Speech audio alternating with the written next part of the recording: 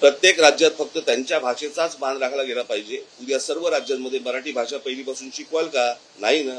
मग ही जबाबदारी मग ही जबरदस्ती इथेच का? हा मुद्दा टाळू नये असं माझं सरकारला आव्हान आहे। पण या आव्हानाला आव्हान देणार असाल आणि हिंदी लादणार असाल तर मात्र संघर्ष अटळ आहे आणि ज्याला फक्त सरकारच जबाबदार राहील। त्यामुळे सरकारने लोकभावनेचा आदर करत हा निर्णय मागे तात्काळ घ्यावा। मग आमचा प्रश्न आहे की तिसरी भाषा मुलांना शिकायची नाहीये तर मग पुस्तक छपाई का सुरू आहे?